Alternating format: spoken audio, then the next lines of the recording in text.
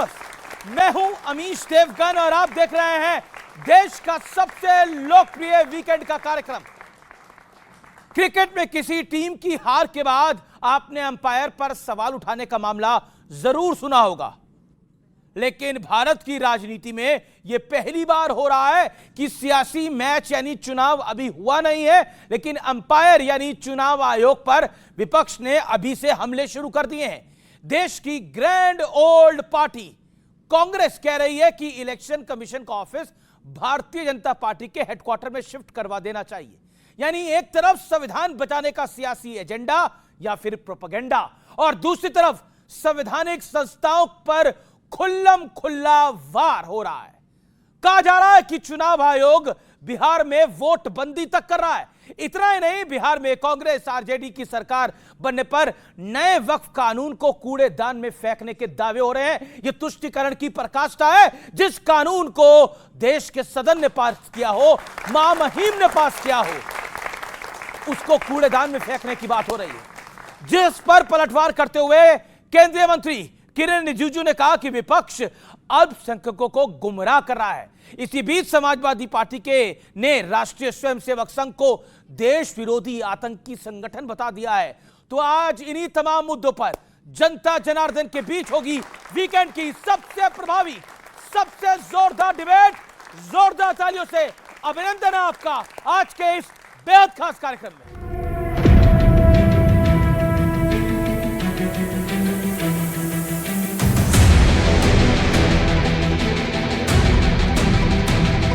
आपने बीच चुनाव में इलेक्शन कमीशन पर विपक्ष की तरफ से सवाल उठाते देखा होगा, या फिर चुनाव के नतीजों पर हाय तौबा मचाते हुए सुना होगा। लेकिन ये पहली बार है जब चुनाव महीनों दूर है, लेकिन विपक्ष का हमला अभी से ही शुरू हो गया है। इतनी बड़ी बिल्डिंग में बैठने की जरूरत क्या? बीजेपी का इतना अच्छा मुख्यालय है, वहां एक फ्लोर ले ले जी, वहीं बैठ जाइए।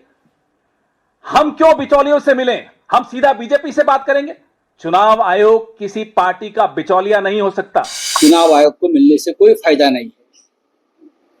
ये चुनाव आयोग और भारतीय जनता पार्टी का अलायंस है, शामिल है। चुनाव आयोग ही बीजेपी में शामिल हो गया। लेकिन हमला सिर्फ चुनाव आयोग पर नहीं है, आरएसएस पर भी निशाना साधने में विपक्ष ने सारी सीमाएं तोड़ दी हैं।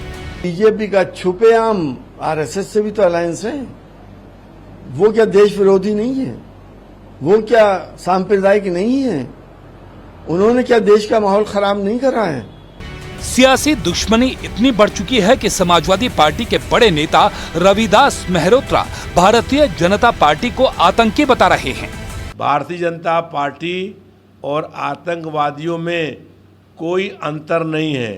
भारतीय जनता पार्टी के लोग भी धर्म और जाति पूछ करके हमला करते हैं, और आतंकवादी भी धर्म पूछ करके हत्या करने का काम करते हैं। बीजेपी की तीसरी बार कंटिन्यूसली सेंटर में सरकार बनी है। क्या जनता ने टेररिस्ट को वोट दिया? समाजवादी पार्टी के लिए पीएफआई और सिमी आतंकी नहीं है। जो सनातन को सम्मान देते हैं वो उनके लिए आतंकवादी है। इस बीच बिहार में एक बड़ी घटना हुई है। असदुद्दीन ओवैसी की पार्टी AIMIM ने महागठबंधन में शामिल होने के लिए आरजेडी चीफ लालू प्रसाद यादव को चिट्ठी लिखी है। ओवैसी साहब मूलतः में उनका बेस हैदराबाद में है। अब आपका ना लड़ने का फैसला तेजस्वी जी के नेतृत्व में पूरे महागठबंधन को, मैं समझता हूं कि आप उस संदर्भ में सोचिए। तो बीजेपी कह रही है कि चुनाव में वक्फ का मुद्दा उठाकर कांग्रेस आरजेडी तुष्टीकरण की जमीन तैयार कर रहे हैं। उधर चिराग पासवान ने कहा है कि बिहार के मुख्यमंत्री नीतीश कुमार ही होंगे और वो डिप्टी सीएम भी नहीं बनना चाहते। वो अनुभव आज की तारीख में बिहार को आगे लेके जाने का वो मुख्यमंत्री नीतीश कुमार जी के पास ही है। तो ऐसे में गठबंधन में किसी और विकल्प की चर्चा हो मुख्यमंत्री पद के लिए, वो संभव ही नहीं। आप डिप्टी सीएम बनेंगे? जैसा मैंने कहा कि मुझे किसी पद की लालसा नहीं है। लेकिन आज सबसे बड़ा सवाल है कि क्या विपक्ष चुनाव आयोग पर सवाल उठाकर और तुष्टीकरण का दांव चलकर लोकतंत्र की नींव पर प्रहार कर रहा है? आज इसी पर जनता के बीच होगी देश की सबसे बड़ी बहस। तो जोरदार तालियों से अभिनंदन आपका एक बार फिर इस कार्यक्रम के अंदर। लेकिन बहस का एजेंडा आपको बता देते हैं। बहस का एजेंडा नंबर 1, चुनाव आयोग पर सवाल उठाना संविधान पर हमला है। क्या सपा, आम आदमी पार्टी और कांग्रेस संविधान पर हमला कर रही है? और सवाल नंबर 2, वक्फ का मुद्दा उठाकर क्या कांग्रेस और राजद बिहार में तुष्टीकरण का दांव चल रही है? और तीसरा, क्या आरएसएस एक देश विरोधी आतंकी संगठन है जैसा समाजवादी पार्टी ने बयान दिया? तो ये 3 आज के एजेंडे हैं। मेहमान मेरे साथ कौन कौन है आपका परिचय करवा देते हैं। राजकुमार भाटी सपा के वरिष्ठ नेता हैं, प्रवक्ता हैं, जोरदार तालियों से अभिनंदन है। सोमनाथ भारती फॉर्मर मिनिस्टर, आम आदमी पार्टी के वरिष्ठ नेता, उनका अभिनंदन है। एनडीए से मेरे साथ हैं शहजाद पूनावाला, प्रवक्ता भारतीय जनता पार्टी के, सत्य प्रकाश मिश्रा नेता जनता दल यूनाइटेड के, दीपक झा भी कांग्रेस के प्रवक्ता जुड़ने वाले हैं, लेकिन इस समय थोड़ा डिले से चल रहे हैं, देर से चल रहे हैं। चलिए मैं अपने कार्यक्रम की शुरुआत करता हूं, क्योंकि इस कार्यक्रम की शुरुआत तो समय पर होती है। तो जोरदार तालियों से तमाम मेहमानों का अभिनंदन। आज की चर्चा की शुरुआत करते हैं। तो आरएसएस, भाटी साहब, आतंकी संगठन है, देश विरोधी संगठन है, आपके नेता ये बात कह रहे हैं, किस ग्राउंड पे कह रहे हैं, किन सबूतों के साथ कह रहे हैं? एक नहीं, 2-2, 3-3 कह रहे हैं, क्यों? नहीं, पहली बात तो ये समाजवादी पार्टी का अधिकृत रुख नहीं है, अधिकृत बयान नहीं है। तो रविदास मेहरोत्रा को बाहर करेंगे? कुछ लोगों के अपने व्यक्तिगत विचार भी होते हैं। समाजवादी पार्टी, चर्चा उन बातों पे होनी चाहिए समाजवादी पार्टी अधिकृत रूप से कहे, समाजवादी पार्टी के राष्ट्रीय अध्यक्ष के हैं। लेकिन जहाँ तक आरएसएस के बारे में बात है, मैं आपके शो में भी कई बार बोल चुका हूँ, आरएसएस 1925 में गठन हुआ आरएसएस का। 1947 तक देश के स्वतंत्रता संग्राम से आरएसएस दूर रही, और केवल दूर नहीं रही, अंग्रेजों की मदद करती रही। जब सुभाष चंद्र बोस आज़ाद हिंद फौज बना रहे थे, जब महात्मा गांधी भारत छोड़ो आंदोलन चला रहे थे, तब आरएसएस के प्रमुख उस समय के गोलवलकर जी और हिंदू महासभा के सावरकर जी दोनों गाँव में जा जाकर मीटिंगें करके कह रहे थे अंग्रेजों की फौज में शामिल हो जाओ, यानी आज़ाद हिंद फौज से लड़ने के लिए अंग्रेजों की फौज में शामिल हो जाओ।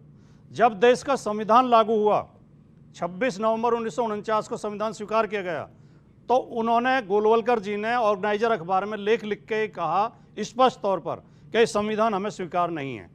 जब तिरंगे झंडे को राष्ट्रीय ध्वज बनाया गया, तब आरएसएस ने कहा ये तिरंगा हमें स्वीकार नहीं है, 3 रंग अशुभ होते हैं, हमारा ध्वज भगवा होना चाहिए। और 2002 तक राष्ट्रीय स्वयंसेवक संघ ने नागपुर में अपने मुख्यालय पर राष्ट्रीय ध्वज नहीं फहराया। जब कोर्ट ने आदेश किया, तब 2002 से वो भी 26 जनवरी 15 अगस्त को फहराते हैं, बाकी दिन नहीं फहराते। अपने किसी कार्यक्रम में राष्ट्रीय ध्वज नहीं लगाते। राष्ट्रपिता महात्मा गांधी की हत्या में आरएसएस से जुड़े हुए तो आप कह रहे हैं अधिकृत हमारा स्टैंड नहीं है, लेकिन आपका स्टैंड भी वही है जो बाकी दोनों नहीं, का। मैं तो आरएसएस की जो एसटी हसन का है, जो रविदास आरएसएस का चरित्र बता रहा हूं, ऐसे नहीं पकड़ूंगा मैं, घुमा के आखिरी वाक्य बोल रहा हूं। जी जी। राष्ट्रपिता की हत्या में आरएसएस से जुड़े हुए गोडसे को फांसी की सजा हुई थी, ठीक है, और सावरकर का भी नाम आया था, ठीक है। तो जिस संगठन ने राष्ट्रीय ध्वज का सम्मान न किया हो, राष्ट्रीय आंदोलन का विरोध किया हो, राष्ट्रपिता की हत्या में संदिग्ध हो, जो राष्ट्र के संविधान का विरोध करता हो, जी जी जी, तो उस संगठन के बारे में क्या कहेंगे? ओके, आरएसएस आतंकी संगठन है, देश विरोधी संगठन है। शहजाद पूनावाला, जब इनका अधिकृत स्टैंड ये है कि कावड़ यात्रा में जाने वाले भोले बाबा के भक्त ये पहलगाम के आतंकियों की तरह है, तो इनको आरएसएस में भी आतंकवादी दिखना लाजमी है। और ये अधिकृत स्टैंड मैं आपको पढ़कर बताता हूं कि सिमी मासूमों का झुंड है। पता है किसने कहा है? मुलायम सिंह यादव ने, जब सिमी नाम के आतंकी गुट को सुप्रीम कोर्ट ने प्रतिबंध लगाया था। तो ये आतंकियों को मानते हैं कि ये अमन और शांति के दूत है, और कावड़ यात्रियों को ये कहते हैं आतंकी है। और दूसरी बात इन्होंने कही कि देखिए हम लोग तिरंगे और संविधान के खिलाफ है। पुरानी बातें छोड़ दीजिए, आज की बात करता हूं। एक प्रदेश था जहां पर भारत का तिरंगा और भारत का संविधान लागू नहीं था, जम्मू कश्मीर। 370 को कब्र में गाड़ने के बाद नरेंद्र मोदी और आरएसएस ने वहां पर तिरंगा लहराया और संविधान लागू किया और वाल्मीकि समाज को अधिकार दिया। इनकी वहां पे इंडिया अलायंस की सरकार इसका विरोध करती है 370 हटने का। आखिरी बात मैं पूछना चाहता हूं, ये कहते हैं कि हमारा कोई इंडिपेंडेंस स्ट्रगल में रोल नहीं था। जगतपति कुमार और देवीपत चौधरी नाम देख लीजिए। 1942 में आरएसएस के कार्यकर्ताओं ने गोलियां खाई और हेडगेवार जी जो फाउंडर ऑफ आरएसएस है, जब वो सेडिशन के केस से छूटकर बाहर आए जेल से, तो मोतीलाल नेहरू ने उनका स्वागत किया। पर कांग्रेस के founding member Allan Octavian Hume Britisher थे। कांग्रेस ने जब पहली शपथ ली प्रधानमंत्री की, तब ब्रिटिश की सरकार थी, वो ब्रिटिशर्स के साथ नहीं, और हम लोग जो क्या कांवड़ यात्रा वाले आतंकी हैं? और उनका कंपैरिजन पहलगाम के आतंकियों के साथ किया गया। राष्ट्रीय स्वयंसेवक संघ, जिससे मोदी, नरेंद्र मोदी आते हैं, जिससे पूर्व राष्ट्रपति रामनाथ कोविंद आते हैं, क्या वो आतंकी संगठन है? इसी विषय का जवाब। हाँ, बिल्कुल इसी बात का जवाब। मैंने अपने पूरे वक्तव्य में आतंकवादी संगठन नहीं कहा। आपके नेताओं ने कहा, समाजवादी पार्टी ने कहा। अब ये मिसकोट कर रहे हैं, आपके नेताओं ने कहा भाई, जो शहजाद भाई कह रहे हैं आप मिसकोट कर रहे हैं। बीजेपी, मैं बोल रहा हूं, नहीं मैं बता रहा हूं क्या मिसकोट कर रहे हैं। बीजेपी के लोगों की विशेषता होती है सरासर झूठ बोलते हैं, झूठी बात करते हैं। कांवड़ लाने वालों को आतंकवादी कहा किसी ने, ये कह रहे हैं, किसी ने नहीं कहा। उन लोगों के लिए कहा जो जाके दुकानदारों के आईडी चेक कर रहे थे, जो पैंट उतरवा के हिंदू मुसलमान चेक कर रहे थे। पैंट उतारने का वीडियो है किसी के पास? कोई सबूत नहीं है। जो काम, अच्छा, गोपाल कौन निकला? गोपाल कौन निकला? अब बताइए ना, गोपाल कौन निकला? शर्मा जी ढाबे वाला कौन निकला? और अभी गुप्ता चाट भंडार हरिद्वार में कौन निकला? बताइए कौन निकला? क्या उत्तर प्रदेश सरकार, गुप्ता चाट भंडार वाला गुलफाम निकला? मेरी बात सुनना, क्या उत्तर प्रदेश सरकार के पास पुलिस नहीं है? क्या बिल्कुल उत्तर प्रदेश सरकार के पास प्रशासन नहीं है? क्या सरकारी एजेंसियां ये काम नहीं कर सकती? ये कोई भी संगठन बना ले, इन्हें किसने अधिकार दिया कि जाकर आईडी चेक करें? तो उन्होंने ये कहा कि जो काम आतंकवादी पहलगाम में कर रहे थे, हिंदू मुसलमान की पहचान कर रहे थे, वही काम ये लोग कर रहे हैं। कांवड़ियों के लिए किसी ने नहीं कहा, ये गलत पेश कर रहे हैं। कांवड़ियों के लिए कहा। अभी मेरे बड़े भाई भाटी जी, जो मैं उनका बहुत सम्मान करता हूं और मुझे उम्मीद है कि इतनी डिबेट की तो वो भी मेरा सम्मान करें, उन्होंने मुझे एक प्रकार से झूठा बोलने की कोशिश की। ये आजम खान का बयान कि बीजेपी आरएसएस को आतंकवादी बुला देना चाहिए। जो आरएसएस और बीजेपी के लोग चुनाव चुनकर, अभी तीसरी बार बीजेपी की सरकार बनी है और एक प्रचारक प्रधानमंत्री बना है, उसको आतंकवादी बोले। ये आजम खान का बयान और ये मुलायम सिंह यादव जी का बयान कि सिमी इनोसेंट है। मैंने आपके बीच में नहीं बोला सर, मैंने आपके बीच में, भाटी जी मैंने आपके बीच में नहीं बोला। कभी बयान तो बयान रहता ही है, बयान तो अमर हो जाते हैं जी। एनीवे मैंने बीच में नहीं बोला, पर मैं दूसरी बात, चलिए दूसरा टेस्ट कर देते हैं। इन्होंने कहा कि मैंने कावड़, हम लोगों ने कावड़ टेस्ट लिया, बात बोली। अरे टेस्ट तो, अरे वाह वाह वाह वाह वाह, अगर बोर्ड लगाने को बोलो तो वो तो हाई तौबा मच जाती है। और इनके बयानों का टेस्ट भी ना लिया जाए। पूछे किसने बोला मठाधीश माफिया है? अखिलेश यादव ने बोला कि मठाधीश माफिया होता है। एक बार बोला था, मदरसे में से निकलने वाले बहुत सारे आतंकी गुट होते पाकिस्तान के। एक बार बोला है मौलवी मौलाना होते हैं, नहीं बोल सकते। एक बार पादरियों के लिए बोला है, नहीं बोल, मत बोलिए। और आखिरी बात मैं पूछना चाहता हूं, अभी उन्होंने संविधान की बात की, क्योंकि संविधान पे भी आना चाहिए। वाह, 50 साल पहले जिस पटना के गांधी मैदान पे संविधान बचाने के लिए मुलायम सिंह, लालू जी सब लोग एक आए थे, आज वहां पर इमारत शरिया के कार्यक्रम में शरिया लागू करने के लिए और संविधान द्वारा पारित कानून को कूड़े के दान में डालने के लिए ये कह रहे हैं समाजवादी। मतलब संविधान द्वारा पारित वक्फ के कानून को कूड़े दान में डालने को तेजस्वी यादव तैयार हैं और समाजवादी पार्टी का समर्थन है। नाम लिखने को सुप्रीम कोर्ट ने अवैध बताया।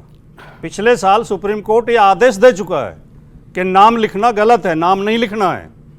इनकी सरकार फिर भी उसे घुमा के कि हम तो फूड सेफ्टी एक्ट का प्रयोग कर रहे हैं, सुप्रीम कोर्ट के आदेश को नहीं मान रही है। एक बात बताइए, एक गुप्ता चाट भंडार वाला गुलफाम निकले और आप एक धार्मिक कार्यक्रम में हरिद्वार गए हो। हरिद्वार में अधिकतर लोग 98% धार्मिक कार्यक्रम में ही जाते हैं, या पूजा करने के लिए जाते हैं या अपने पूर्वजों के की शांति के लिए जाते हैं। अब आप बताइए तो क्या करिएगा? गुप्ता चाट भंडार वाला गुलफाम निकल के आपको चाट खिला दे। मैंने तो अपनी आंखों से ये चीजें देखी हैं, मैं किसी की सुनी हुई नहीं कह रहा, कि जब मुहर्रम के जुलूस निकलते हैं हमारे क्षेत्र में तो हिंदू लोग सबील लगाते हैं, उन्हें ठंडा पानी पिलाते हैं। बिल्कुल, लेकिन और छुपाते थोड़ी है। नहीं, बात तो फर्क है ना दोनों में। भी बोलने हिंदू लोग ये छुपाते थोड़ी है। हमें बोलने तो दो, यहाँ पर गुप्ता बोलने तो दो, अमित जी बोलने तो दो। कैसे हो गया? मैं बोलने दे रहा हूं, बोलने तो दो। आप ही बोल रहे हैं सबसे। और कावड़ियों के लिए मुसलमान शिविर लगाते हैं, उनकी सेवा करते हैं। बिल्कुल लगाए। अच्छा, ये अब आप बोलने तो दे नहीं रहे लगातार, तो आप बोल रहे हैं। बिल्कुल कि ये कौन सा मेरा क्या फायदा, मैं चुप हो जाता हूं। है ये गुलफाम बन जाए। क्या नाम है भैया आपका?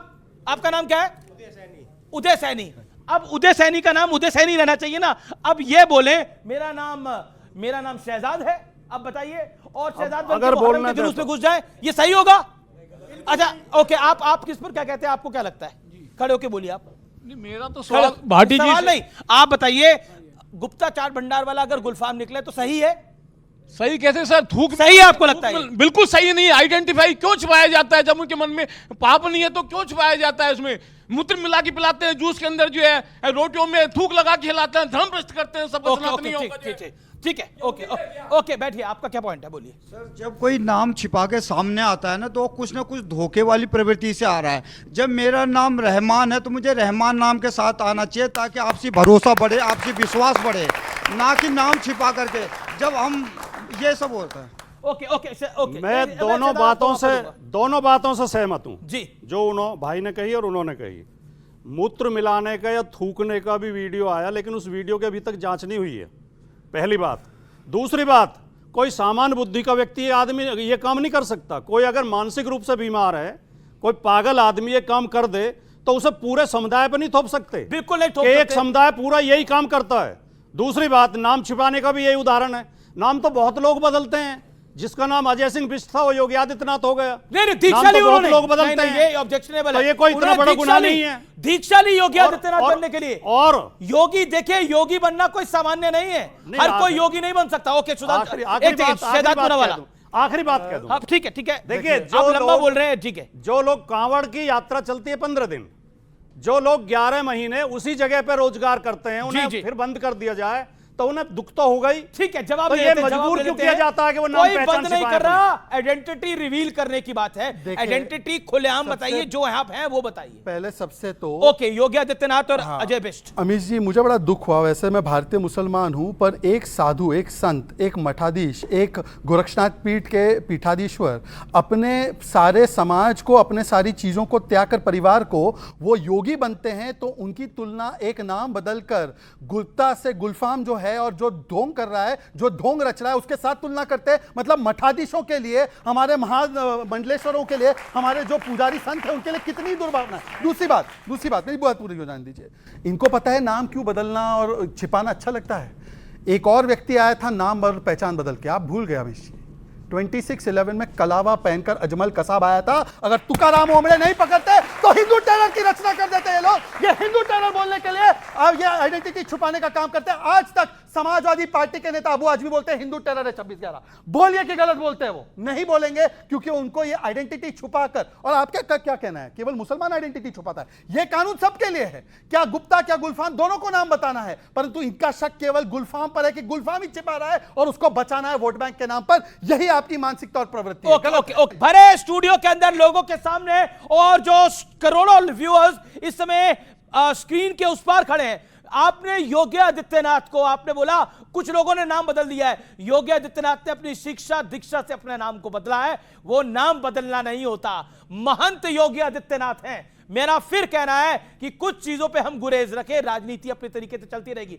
सत्यप्रकाश मिश्रा, जो योगी आदित्यनाथ जी को इस मंच पे कहा गया, उसके ऊपर आपकी राय, और क्या आपको लगता है कि वक्फ के कानून को कूड़ेदान में डाल देंगे अगर इंडिया अलायंस की सरकार कभी भी आ गई देश में? तो क्या योगी आदित्यनाथ जी ने जब उनके गुरु ने उनको नाम दिया होगा, तो क्या पूरा देश और पूरा राज्य उत्तर प्रदेश उनका असली नाम अजय सिंह बिष्ट नहीं जानता था? सब कोई जानते थे कि उनका असली नाम क्या है। भारतीय यौगिक परंपरा में जो यहाँ ऋषि मुनियों की एक संस्था है, वो अपने शिष्यों को नया नाम देते हैं। आप बताएंगे भाटी जी, स्वामी विवेकानंद का क्या नाम था? मैं जानता हूं, मैं बता सकता हूं। स्वामी विवेकानंद का नाम था नरेंद्र। आप बताएंगे अभिमुक्तेश्वरानंद जी का क्या नाम है, जो शंकराचार्य हैं? हर शंकराचार्य का जो पारिवारिक नाम है, किसी भी साधु संत का जब वो शरणागत होते, दीक्षा लेते घर से, उनका नामकरण नया किया जाता है और उनके पुराने नाम की जानकारी सबको होती है। तो ये तुलना कर देना कि गुप्ता मिष्ठान भंडार या जो भी था हरिद्वार में, वो किसी गुलफाम का है और योगी जी का नाम जो अजय सिंह बिष्ट है, दोनों बराबर है, तो मुझे भाटी जी थोड़ा आपकी बुद्धि पे अब शक होता है कि समाजवादी मूल्यों में ये बुद्धि आई कहां से। मैं आपका समाजवादी होने के कारण बहुत सम्मान करता हूं, दिल से सम्मान है। आपको इससे बचना चाहिए था। राजनीति में विरोध इतना ना हो जाए कि व्यक्तिगत वैमनस्यता पर उतर आए, इस तरह की घटिया राजनीति पर उतर आए। नाम बदलिए, खूबसूरत नाम रखिए, कोई दिक्कत नहीं है, लेकिन वो बताइए तो सही कि आपका असली नाम भी क्या है। अगर गुलफाम को गुप्ता पसंद है तो स्वागत है उनका। कोई दिक्कत नहीं है, बदलिए खूब नाम, लेकिन चालाकी करिए। हरिद्वार रूट में ये चालाकी देखिए सोमनाथ भारती। ओके, एक बात 10 सेकंड कुछ कहना चाह रहे हैं, 10 सेकंड। अच्छी तरह जानता हूं कि हिंदू परंपरा में जब कोई व्यक्ति संन्यास ग्रहण करता है तो फिर भी आप बोल रहे हैं। करता है। देखिए सुनिए, लेकिन इसके साथ साथ वो अपनी जाति, अपना परिवार सब छोड़ देता है, सब कुछ छोड़ रखा और है वो योगी आदित्यनाथ सांसारिक मैं मोहमाया भी बताता छोड़ हूं। देता है। कृपया मैं बताता हूं। सुने, योगी जी ने नहीं छोड़ा है। नहीं। योगी जी अभी भी, इसका जवाब मैं दूंगा। अरे सुन तो लो, सुन, बीच कुछ में कहना आप चाह बीच रहे में हैं, बोलना एक नहीं।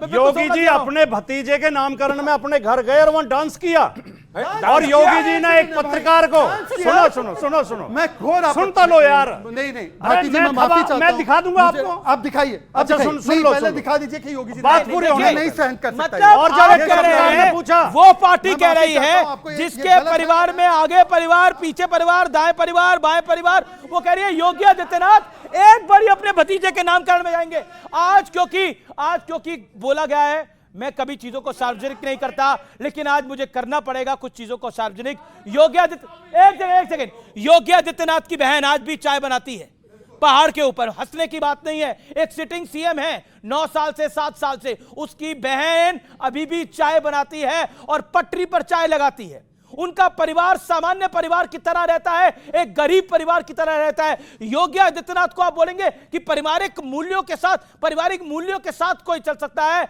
लेकिन अगर उनको परिवार का मोह होता, आज उनके भी भाई, चाचा, भतीजे किसी जगह पे होते। मैं बताना नहीं चाहता किस किस पार्टी के इस देश में कौन कौन है, इसलिए मैंने इस बात को सार्वजनिक किया, और ये पब्लिक में है बात, ये पब्लिक में बात है कि उनकी बहन क्या करती है, और मुझे ये बताने की आवश्यकता नहीं है। एक सेकंड, क्योंकि एक वाक्य, केवल एक वाक्य रोक एक सेकंड, आप सबको रुकना पड़ जाएगा। हमारा वाक्य पूरा नहीं होने देते। दूसरे जब पत्रकारों ने ये पूछा उनसे, योगी जी से, कि आप अपनी जाति पर गर्व करते हैं, तो उन्होंने कहा मेरी जाति में भगवान पैदा हुए हैं। तो वो जाति को भी पकड़े हुए हैं, वो धर्म को भी पकड़े हुए हैं। और जो ये इतना दावा कर रहे थे, देखिए कांग्रेस चर्चा में, कांग्रेस थोड़ा डिले से चल रही है, लेकिन वीडियो है। आ गए हैं दीपक झा, आइए, स्वागत है आपका। देरी से आए हैं, देर हो गई इनको आते आते, इनका स्वागत है, ये देर से आए हैं। ठीक है, सोमनाथ भारती, अब आपका टर्न है, बोलिए। कांग्रेस तो धीरे से चल रही है, डिले से चल रही है, पीछे चल रही है।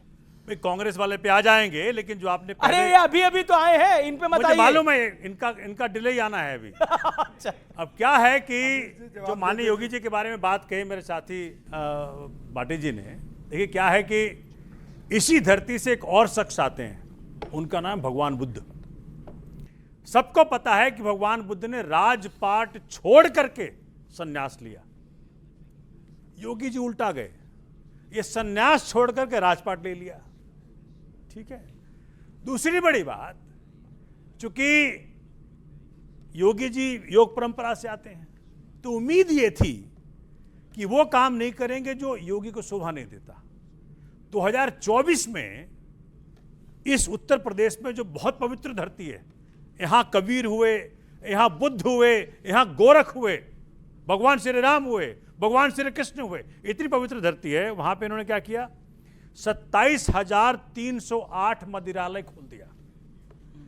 और 2025 में 27,000 सत्यप्रकाश जी, क्या अद्भुत, सत्यप्रकाश जी बोल रहा, पहली बार बोल रहे हैं, उनको डेट और 2025 में 27,000 स्कूल बंद कर दिए, 27,000 स्कूल बंद, और 27,308 मंदिरालय खोल दिया।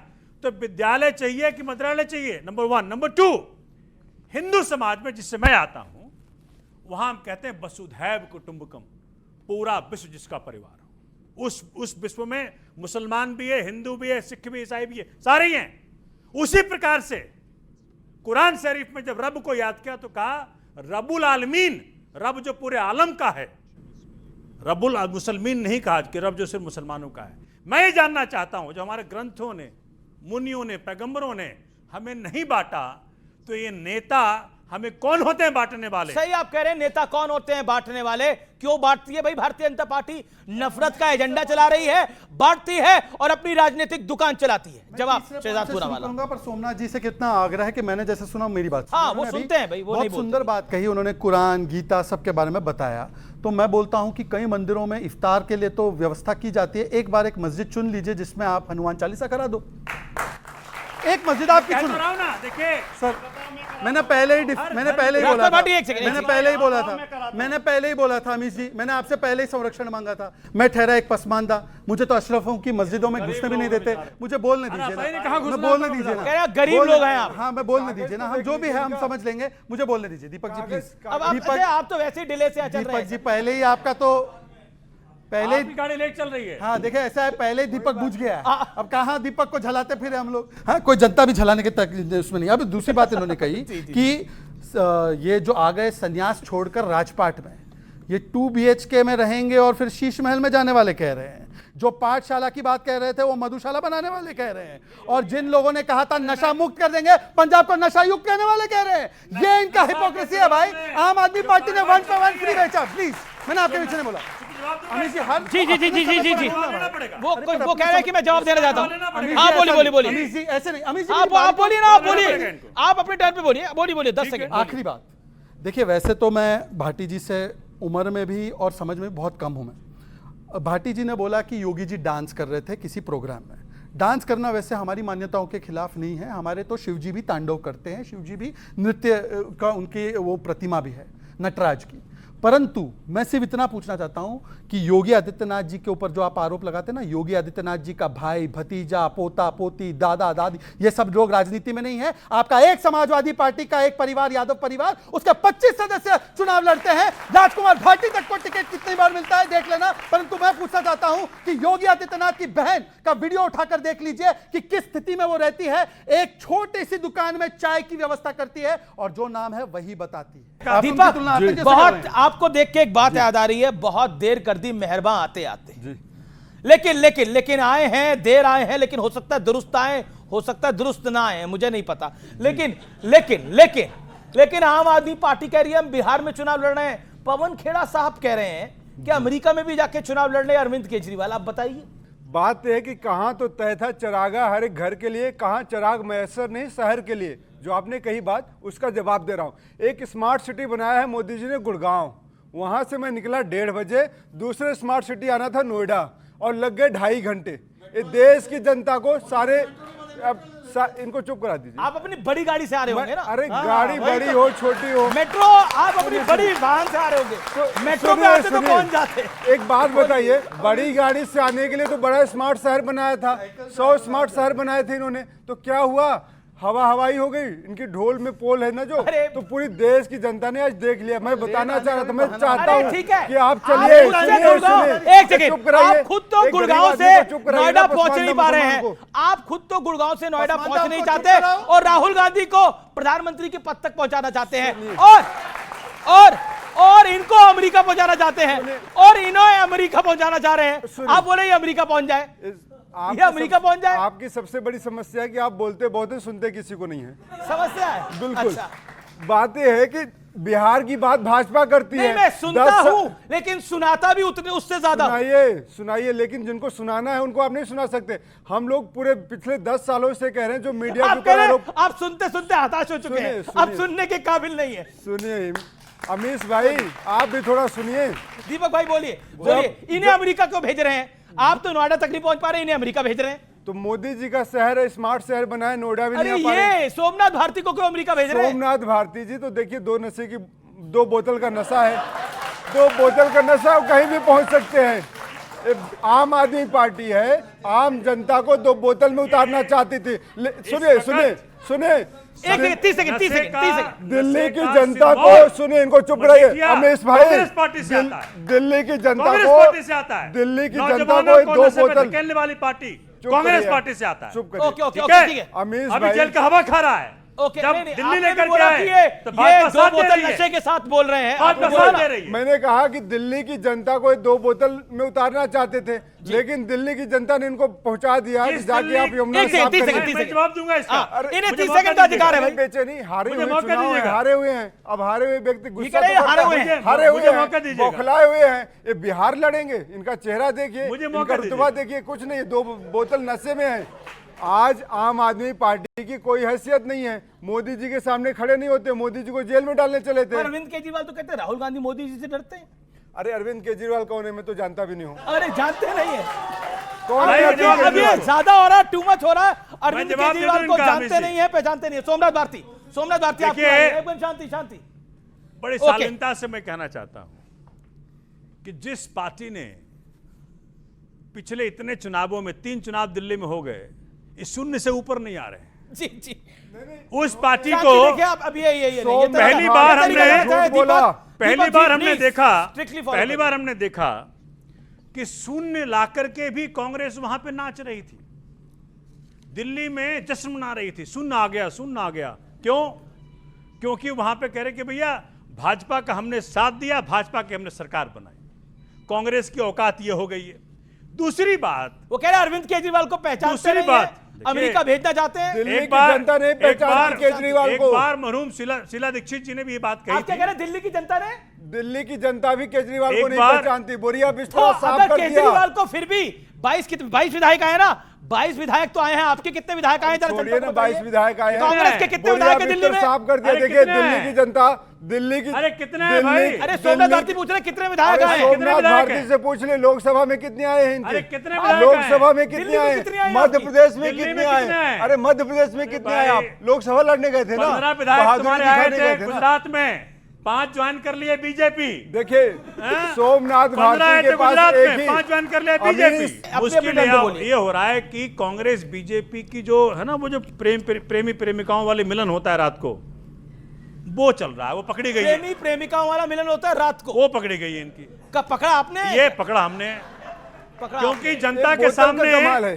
जनता एक के दो सामने बोतल का इनकी हिम्मत कमाल नहीं है। देखने को। ये आपके भाई मैं डिबेट समझ में नहीं जनता पा रहा, के राजनीतिक सामने डिबेट हो रही है या हिम्मत ओवर निकालने रूम को। की डिबेट हो रही है ये? इसलिए ओके कांग्रेस और बीजेपी की जो दोस्ती है, यारी है, वो पकड़ी गई है इनकी। एक वाक्य भाई सबसे ज्यादा तनाव में तो हमें हमारी दोनों महबूबा आपस में लड़ रही हैं।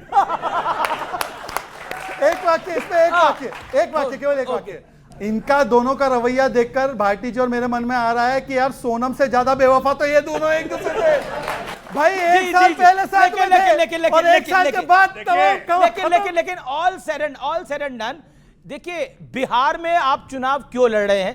कांग्रेस कह रही है कि अमेरिका में भी लड़ सकते हो आप लोग चुनाव। आप कांग्रेस का खेल और राजद का खेल बिगाड़ने के लिए लड़ रहे हो। देखिए खेल किसने बिगाड़ा मैं बताता हूं आपको। जब ये इनके 5 एमएलए छोड़ करके कांग्रेस बीजेपी गए, तो कांग्रेस ने हमें कहा कि भाई साहब जब हमारा उपचुनाव हो तो आप मत लड़िएगा। हमने कहा ठीक है जी। हमने कहा भाई हमारा भी एक छोड़ के गया है बीजेपी, अब तुम मत लड़ना। इतने धोखेबाज हैं कांग्रेस धोखेबाज है। इनके डीएनए में धोखा कौन है धोखेबाज? कांग्रेस धोखेबाज है। कांग्रेस के डीएनए में धोखा है। ये इन्होंने जो है वहां पे कैंडिडेट खड़ा करा है, किसको कहने पे? भाजपा कहने आपको बोला क्या था ये खुलासा कर? भाजपा कहने पे। आपको बोला था नहीं खड़ा करेंगे और फिर खड़ा कर दिया। जी अमीश जी, इसलिए क्यों करते हैं आप अलायंस लोग? पॉलिटिक्स, क्यों धोखा देते हैं इतना? Alliance politics. देखिए सुनिए, ये चाहते हैं कि समाजवादी यहां ना लड़े, ये चाहते हैं टीएमसी बंगाल में ना लड़े, ये चाहते हैं कि सिर्फ बीजेपी रहे और कांग्रेस रहे, बस। पर देखिए बीजेपी का जो फुटप्रिंट है वो कांग्रेस का नहीं है। ओके धोखा है। उत्तर प्रदेश में तो सपा बीजेपी के साथ लड़ रही है, कांग्रेस तो नहीं लड़ रही है। ओके जवाब। देखिए केजरीवाल धोखा क्यों देते हैं ये देखिए बताइए? केजरीवाल धोखा क्यों देते हैं आप लोग? आम आदमी पार्टी का मुखिया वो था जो अपने बच्चों की सौगंध खाता था, न गाड़ी लूंगा, न बंगला लूंगा, न टीवी लूंगा, न मोबाइल लूंगा, बस मैं मंदिर के सामने बैठूंगा, हनुमान चालीसा पढ़ूंगा। और क्या किया इन्होंने? दिल्ली की जनता को 2 शराब की बोतलें फ्री में दे दिया। पहली बात तो शराब बांटने वाले लोग दिल्ली की जनता को शराब बांटने वाले, चुप कराइए, चुप कराइए अब इनको, चुप कराइए इनको, चुप कराइए। एक पार्टी के नेता नहीं दिखती, बौखला गए हैं। कहता हूं कि भाजपा कांग्रेस की आ रही है। सुनिए इन दोनों की आ रही है। अच्छा बिहार में चुनाव लड़ेंगे तो आपको क्या तकलीफ है? अरे लड़े ना भैया, कहीं भी लड़े। अब इनका काम ही लड़ना, यहाँ लड़ रहे हैं, बिहार में लड़ेंगे, सब जगह लड़ेंगे। लड़ने के सिवा कुछ नहीं है। इलेक्शन कमीशन को लेकर जो बयानबाजी हो रही है, इलेक्शन कमीशन को लेकर जो बयानबाजी हो रही है, उसके ऊपर आप क्या कहना चाहते हैं दीपक झा? इलेक्शन कमीशन पर आपको भरोसा नहीं है? अब आपके किसी नेता को अंदर नहीं जाने दिया तो आप इलेक्शन कमीशन को गाली देंगे?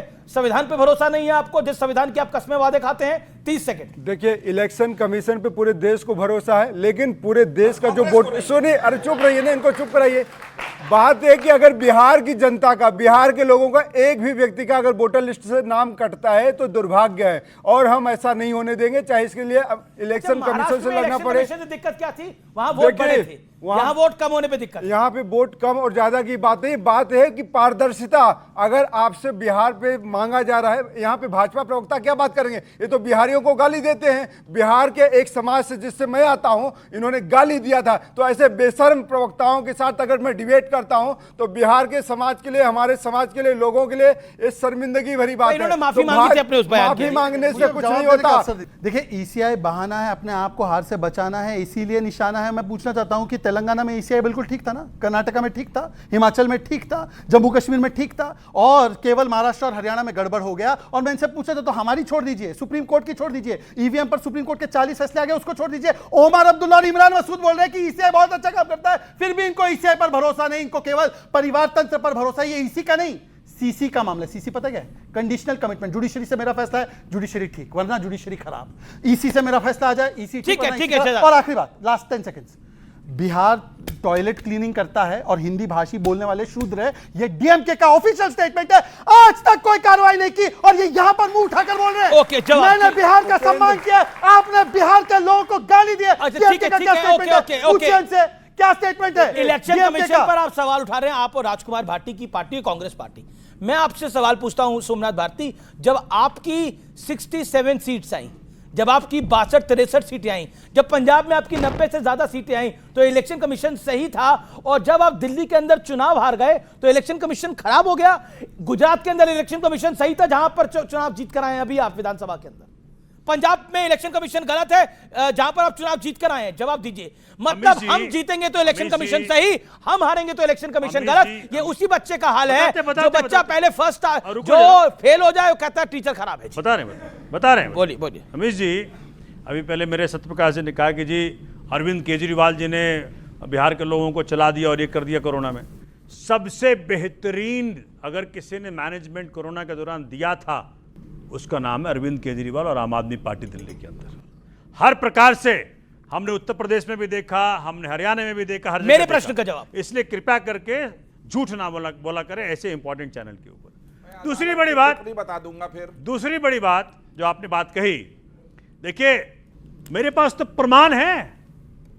दिल्ली के चुनाव में जब लोकसभा का चुनाव हुआ, नई दिल्ली विधानसभा सोमनाथ भारती जो कैंडिडेट जीता था, तब वोटर्स कितने थे? 1,50,000।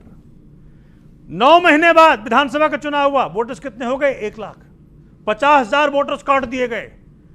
ना तो भाजपा बोली ना कांग्रेस बोली, क्योंकि इनका एक कारनामा था वो। अगर 50,000 वोट आप 9 महीने में काट देते हैं तो हम क्या बोलेंगे? इलेक्शन कमीशन अच्छा काम कर रहा है। मेरे अपनी विधानसभा में, जहां जिस विधानसभा को मैं जीता था पिछली बार 18,200 वोट से, 25,000 वोट काट दिए गए। अच्छा, एक बात बताइए सोमनाथ, आप लॉजिकल बात करते हैं। नहीं, I am allowing you to speak, लेकिन मेरा काउंटर पॉइंट है। एक बात बताइए, मोदी जी की पिछली बार आई थी 303 सीटें, इस बार आई 240 सीटें। तो मोदी जी को तो इलेक्शन कमीशन को बोलना चाहिए, कैसे कर दिया? मेरे ऑर्डर को तुमने नहीं माना। यहाँ पे जनता बैठी है, सुनिए, कमाल की बात है। सुनिए, मैं तो ये बात करना चाह रहा था आपको। मेरे पास मैनिफेस्टो है बीजेपी का और जेडीयू का भी जी। 20 साल से वहां सत्ता में है। ये इतने बच्चे जो है ना बैठे हुए, सबको नौकरी चाहिए। मेरी बहनें बेटियां बैठी है ना, उनको सिक्योरिटी चाहिए, उनको महंगाई से मुक्ति चाहिए, समस्याओं का समाधान चाहिए। इलेक्शन कमीशन पे आ रहा हूं। इलेक्शन कमीशन की ड्यूटी है, देखिए प्रजातंत्र का आत्मा है फ्री एंड फेयर इलेक्शन, और फ्री एंड फेयर इलेक्शन की आत्मा क्या है? अच्छा, बिना फ्री फेयर इलेक्शन के आपकी, अरे बात सुन लीजिए भाई। बिल्कुल सर, आपको मौका दे रहा हूं, सुन लीजिए। बिना फ्री और फेयर इलेक्शन के आपकी 90 सीटें पंजाब में आ गई। मैं क्या कह रहा हूं, वोटर्स लिस्ट के साथ जो खिलवाड़ कर रही है इलेक्शन कमीशन भाजपा के कहने पे, अच्छा, वो सारी बीमारी का जड़ है। 1 महीने में जिस राज्य के अंदर सिर्फ 2.8% लोगों के पास वहां का बर्थ का सर्टिफिकेट हो, 10% के आसपास लोगों के पास मैट्रिकुलेशन सर्टिफिकेट हो, कोई 4% लोगों के पास कास्ट सर्टिफिकेट हो, आज आप क्या कह रहे हैं? मन हुआ 1-2 कुछ कर लो। आज क्या कह रहे हैं आप? आज क्या कह रहे हैं कि जी 1 महीने में हर घर चले जाएंगे और सबसे प्रमाण पत्र ले लेंगे और वोटर्स लिस्ट को प्यूरिफाई कर देंगे। ये जो दिखा रहे हैं, ये चुनाव हारने का डर है।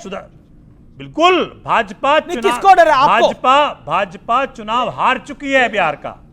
ये सारे मंत्री इसलिए हैं। जी बिहार स्वीकार ये नहीं करेगा, बिहार स्वीकार ये नहीं करेगा कि हिंदी को जो आदमी जो पार्टी महाराष्ट्र में बेइज्जती करती है, वो पार्टी बिहार में चुनाव जीतेगी। जवाब एक ही लाइन। इन्होंने अभी इलेक्शन कमीशन पर तमाम जो आरोप गढ़े, मैं सिर्फ इनसे इतना पूछना चाहता हूँ, एक और आरोप गढ़ा था, हरियाणा के लोग यमुना में पॉइजन मिला रहे, क्या प्रूफ दिया उसका अभी तक? हरियाणा के लोगों को कितना बदनाम किया, अब हरियाणा के लोगों को छोड़ा और इलेक्शन कमीशन को बदनाम करना शुरू। मैं पूछना चाहता हूं, इलेक्शन कमीशन पर इतना गंभीर आरोप है, सुनिए, ये खुद वकील है, मैंने आपके बीच में नहीं बोला सर, मैंने आपके बीच में नहीं बोला, न्यू दिल्ली, ये खुद लॉ मिनिस्टर रह चुके हैं। मैं पूछना चाहता हूं, इतने महीने हो गए चुनाव को, हाईकोर्ट से क्या आदेश है आपके पक्ष में, बता दीजिए। हाईकोर्ट में मामला पेंडिंग है, दोनों पेंडिंग है, दोनों मामला चल रहा है आपने ऑर्डर लाने के लिए, और यहाँ पर आरोप बिना दोनों इलेक्शंस को इलेक्शन कमीशन, आखिरी बात, अच्छा कांग्रेस ने बोला है इलेक्शन कमीशन का दफ्तर बीजेपी के जो आपका ऑफिस है जिसमें आप लोग बैठते हैं उसी के ऊपर वाले माले पे बना दीजिए, यहाँ पर यानी जहां पर जेपी नड्डा, अनिल बलूनी ये सब लोग बैठते हैं, जहां पूना वाला बैठते हैं उसके ऊपर वाले माले पे बना दीजिए। देखिए ऐसा है, चलता वहीं से, दीपक क्या कह रहे, चलता वहीं से। एक मिनट जी, मनमोहन सिंह का दफ्तर चलता था, 10 जनपद थे, मनमोहन सिंह वही बैठे रहते थे, क्या चलता वहीं से था? ये आपका अनुभव है। नेहरू एक बात लाठी ले ली इतनी बड़ी, मतलब आप लोग खुद रिमोट कंट्रोल की सरकार चला चुके हैं, आप मतलब फंस जाते हैं। आपने सवाल किया था तब तो मीडिया ने भी बहुत सवाल किया था, अब तो मीडिया ने भी सवाल करने बंद कर दिया। ओके चल रहा था महोदय, 10 जनपद। देखिए मैं नहीं कह रहा ये कि रिमोट कंट्रोल से प्रधानमंत्री चलता था, ये एक्सीडेंटल प्राइम मिनिस्टर में संजय बारू ने लिखा है, बारू उनके प्रेस सचिव थे। बिल्कुल बिल्कुल बिल्कुल, ओके ओके। शहजाद देखिए अनफेयर शहजाद के साथ हो जाता है। ऐसा है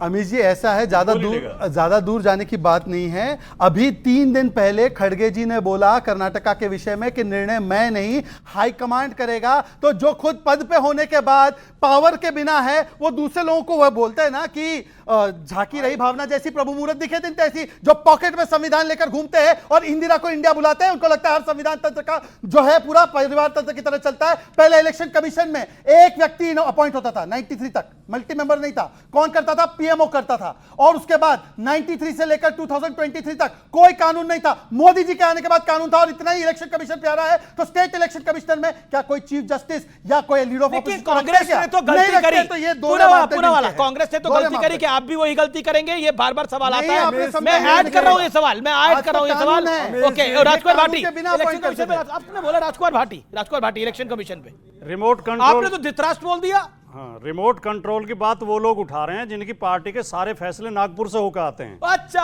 यहाँ दिल्ली में कोई फैसला नहीं होता, नागपुर में सारे फैसले लिए जाते हैं, आरएसएस क्वार्टर। लेकिन जहां तक चुनाव आयोग का सवाल है, वर्तमान समय में हमारे पास 50 सबूत है जो ये सिद्ध करते हैं कि चुनाव आयोग निष्पक्ष नहीं है। चुनाव आयोग बीजेपी के दबाव में काम करता है, और बिहार में बीजेपी को जिताने के लिए चुनाव आयोग भारी संख्या में पहले जीता हुआ वोट काट सकता है अभी तक। ओके, वोट काट सकता है।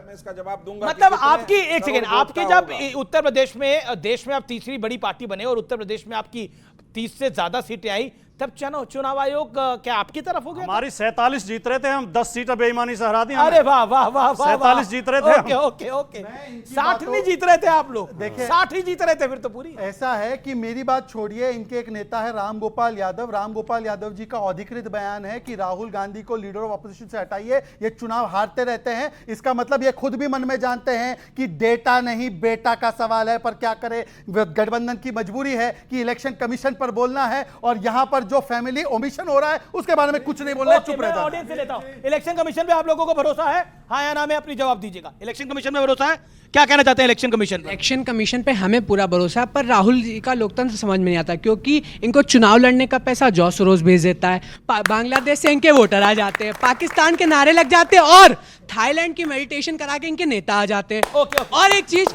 जो आपके लोकतंत्र में 2 बच्चों वालों को टैक्स देना पड़ रहा है और 12 बच्चों वालों को सब्सिडी मिल रही, तो कैसा लोकतंत्र है? ओके ओके, लोकतंत्र, ओके ठीक है, क्या कहना चाहते हैं? इलेक्शन कमीशन पर बात उठाने वालों को संविधान बचाओ की दुहाई नहीं देनी चाहिए। ओके ओके, इलेक्शन कमीशन पर सवाल उठाने वालों को संविधान बचाओ वाले की दुहाई नहीं देनी चाहिए, ये दवाई आपको दी गई है। दीपक झा जवाब ओके, बोलिए क्या सवाल है? यही सब कोई बोलिए। बिहार के शिक्षा समिति पे क्या नजर दीजिएगा? बिहार का शिक्षा व्यवस्था बहुत खराब हो गया। बिहार का शिक्षा व्यवस्था बहुत खराब हो गया है, क्या दीजिएगा?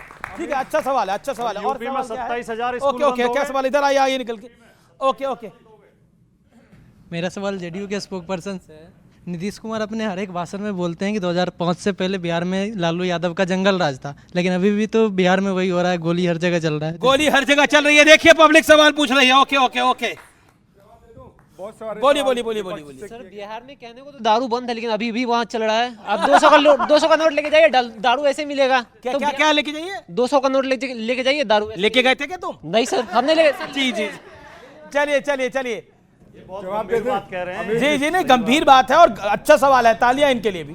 ओके बोलिए। ओके दीपक झा अब आप बताइए, आप जब इलेक्शन कमीशन पे सवाल खड़ा कर रहे हैं तो आप संविधान पे सवाल खड़ा कर रहे हैं, पब्लिक कह रही है, वही पब्लिक जो बिहार पे जेडीयू और बीजेपी को आईना दिखा रही है। देखिए पब्लिक के सवाल, पब्लिक को गाली मत दीजिए। बिल्कुल, पब्लिक को नमन करते हुए, इनका सम्मान करते हुए नमन होगा। देखिए इन्होंने सुनिए, नमन हमेशा रहेगा, जनता जनार्दन होती है। बात यह है, इन्होंने ऑपरेशन सिंदूर की भी बात करी थी। हमारे लिए है जननी जन्मभूमि। सुनिए एक मिनट अमित जी चुप।